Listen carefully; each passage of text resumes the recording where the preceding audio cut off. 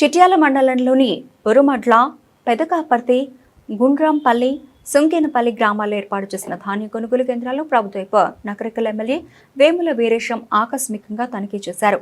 ఈ సందర్భంగా ధాన్యం కొనుగోలు ప్రక్రియ, లారీల రవాణా, హమాలీల అందుబాటు, ఇంకా కొనుగోలు చేయాల్సిన ధాన్యం పరిమాణంపై అధికారులను అడిగి తెలుసుకున్నారు.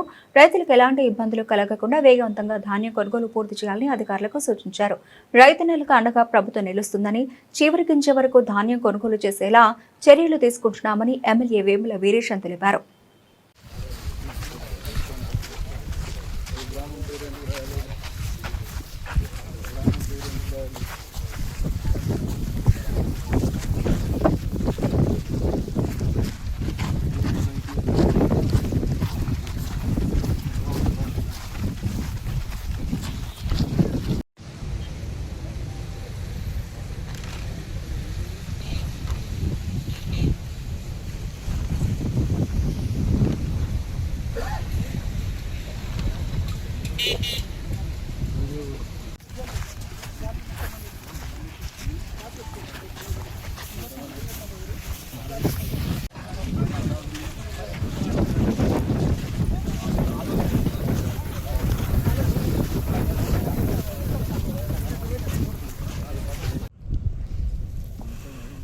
ఇప్పుడు 4 వచ్చినాయి కదా, సాయంత్రం 2